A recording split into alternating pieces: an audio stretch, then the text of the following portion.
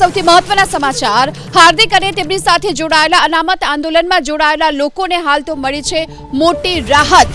હાર્દિક પટેલ સહિતના અનામત આંદોલન સાથે જોડાયેલા લોકોને હાલ રાજદ્રોહના કેસો પરત ખેંચવાથી મોટી રાહત મળી છે અને સરકારની આ દરખાસ્તને કોર્ટે હાલ મંજૂરી આપી છે।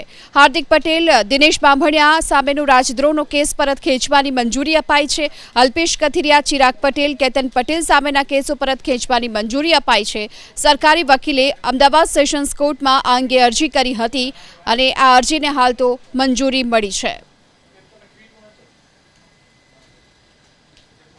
राज्य सरकार द्वारा ताजेतરમાં પાટીદાર અનામત આંદોલનના જે નેતાઓ હાર્દિક પટેલ સહિતના નેતાઓ સામેનો કેસ પરત ખેંચવા માટેનો જે નિર્ણય લેવામાં આવ્યો હતો તે નિર્ણય અનુસંધાને કલેક્ટર શ્રી દ્વારા અમોને મંજૂરી પત્ર આપવામાં આવેલો, જે મંજૂરી પત્ર અમે સીઆરપીસી કલમ 321 હેઠળ નામદાર કોર્ટમાં રજૂ કરેલો અને તે કેસ પરત ખેંચવા માટેની જે મંજૂરી માંગી હતી તે નામદાર કોર્ટે આજ રોજ આ કેસ પરત ખેંચવા માટેની મંજૂરી આપતો હુકમ કરેલ છે।